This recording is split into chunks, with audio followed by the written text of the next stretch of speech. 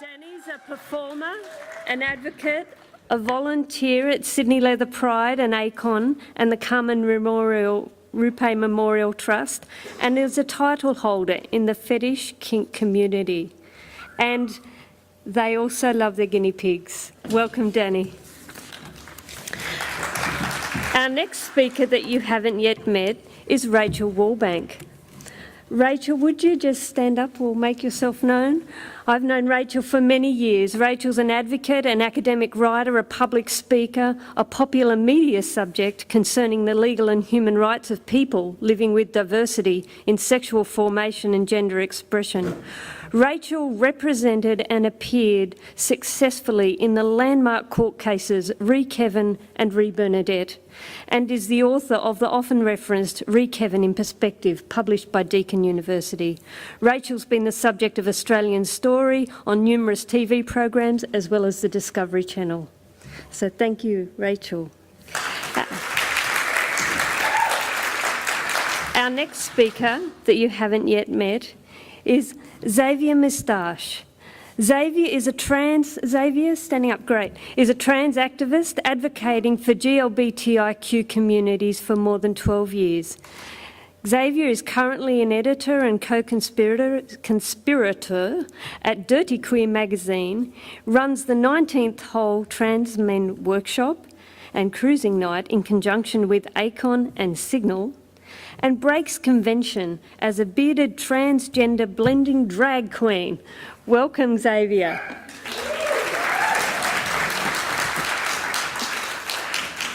And last but not least, please welcome Calpurnia Adams, a multi-award-winning actress, musician, songwriter, author, activist and global LGBTIQ icon. Welcome, Calpurnia.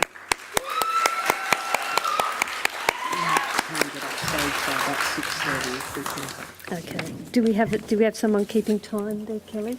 Yep. Okay. All right. Now I've lost my sheet of paper here. Hang on. Here we go.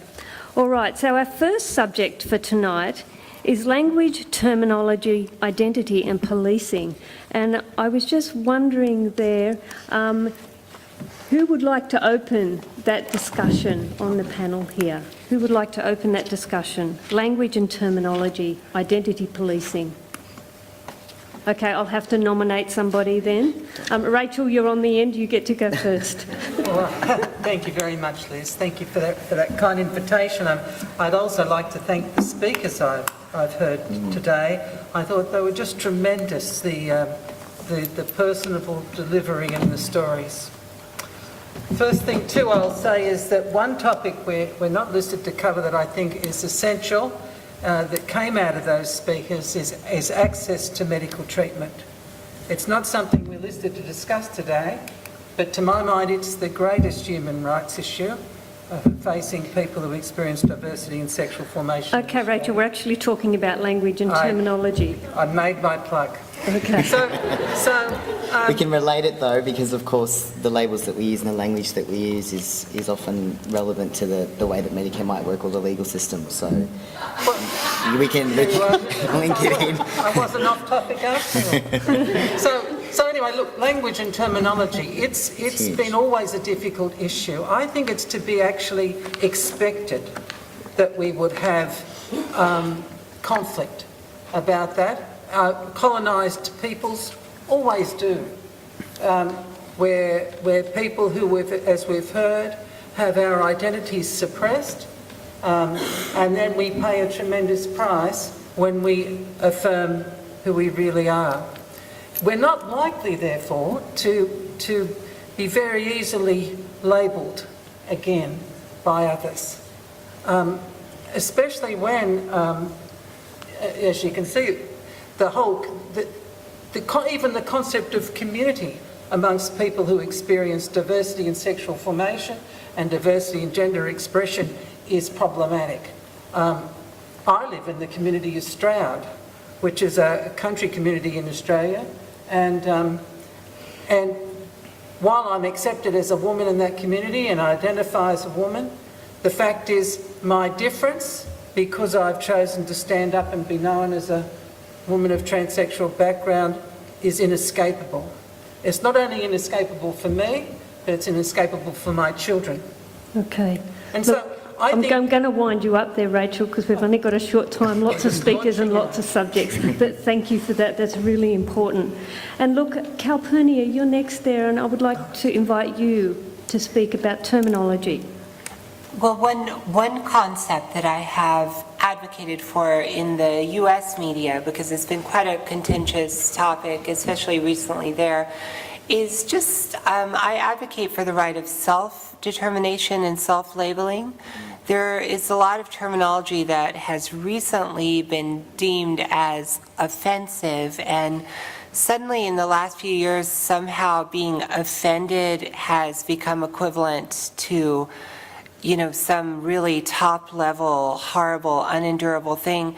It is awful to be offended, but it's not a life ender, and I think that if people choose to identify themselves, not other people, but if they choose to identify themselves by terms that others might find offensive, that is their right in the trans community. That is especially in the news right now in the US, but basically just self-determination. I think people have the right to call themselves what they want, even if it does offend somebody else.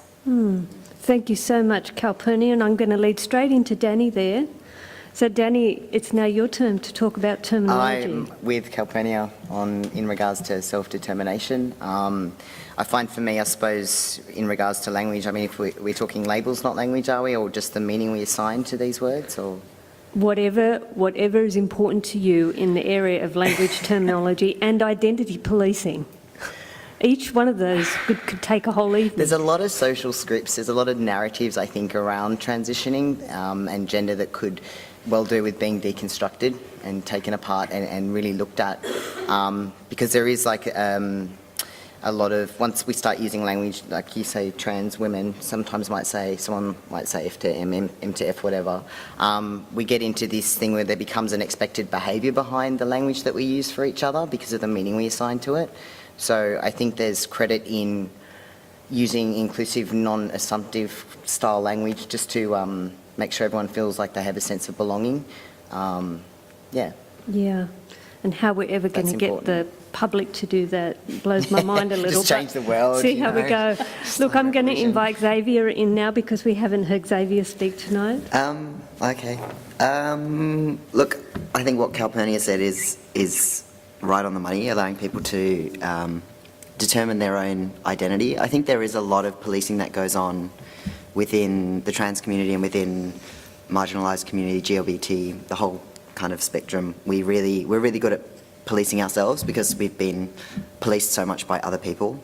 And I think, you know, there are some arguments that have gone on around certain terminology and who's allowed to use certain words and in what situation they're allowed to use those words.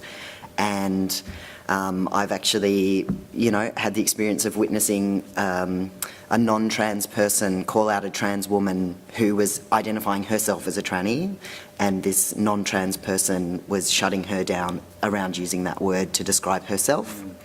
So I think the arguments that we do have within the community do filter out to the wider community, and I think it's important to be conscious of the language that we use, and if we are using a language that people outside our community, you know, maybe like think it's permissible for them to use that word or don't understand kind of the politics around it, it gets very confusing. Yeah, so allowing people to self-determine and own their own identity, and also allowing people to have an identity, whatever that looks like. Yeah. And I think gender and sexuality are both a spectrum. This is my belief. And I think people exist along that spectrum, and that can change from people over time, and allowing people to change how they identify throughout their life as well. Thank you for that, even if they don't have words for it. Absolutely. And that's what's important. Because Can I just make the point, Elizabeth, and I'm feeling a bit like Malcolm Turnbull on Q&A, but Okay. Can I just make the point, maybe it's the lawyer thing, but can I just make the point that one-size-fits-all terminology like trans and transgender applied religiously can be just as oppressive as anything else. And one way where we're going, if we want to mature, we can't be afraid of difference either. So we can seek unity, but we've almost got to cultivate the respect for the diversity within it at the same time if we're not going to cause conflict in the course of that process. That's right, and there we have a conundrum. And I just wanted to invite, Jasmine, was there anything you would like to add to that discussion? I was actually really quite shocked once I finished transition that a number of people turned around to me and said, oh, look, you know, all your bits match your identity now. You're not trans anymore, are you? And I was like, yes, I am. And I own that and I'm proud of that. And I want people to not only be able to self-identify, but be allowed to be proud of that identity. I am trans. I was not born cisgendered. I will always be trans regardless of what surgeries, medications I've had. And I don't care what anyone else says, that's going to be me for life. That's right. And some people in a similar situation would say the opposite. And that's the truth. So, Joanna, I was wondering whether you'd like to add something now. I'd actually like to take a perspective from the other side. I think what we're all saying is fantastic, but I think we've confused the living hell out of the world.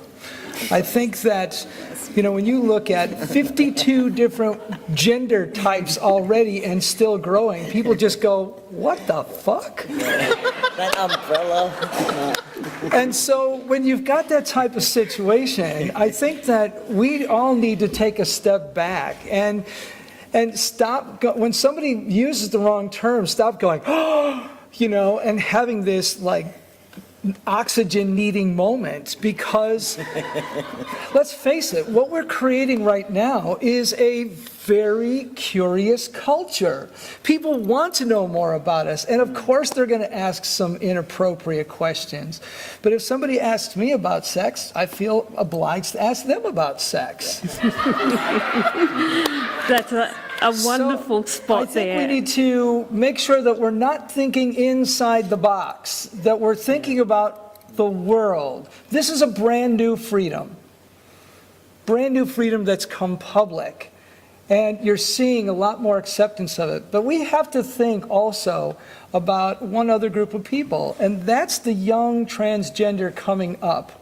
Yes. Because they're the ones that could catch the brunt of the negativity, of the abuse, if we don't actually come together and get some of this clarified.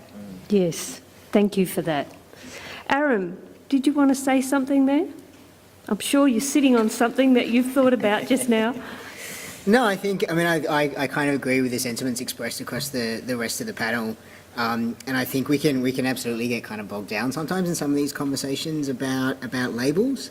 And I kind of think the broader issue is and much harder to tackle is around just how we broadly think about gender and allow gender to influence so many things in life and categorise people.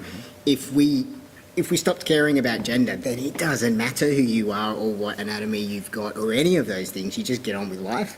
So for me, there's the big problem here is that we live in such a gendered society and such a patriarchal society, and that therefore that flows onto lots of things. If we could blow that up, it doesn't matter what you are called or what your gender is or what your genitalia is. It just doesn't matter because we're all humans. So that's the utopia. It's not going to happen this week, but it's kind of the bigger issue, I think. That's the goal for this week. Okay, thank you for that, Aram. And Kelly, I know that you're not here, but I just wondered whether there was something that was on your mind right now that you wanted to add to this discussion. No? Okay. All right. I just wanted to make sure.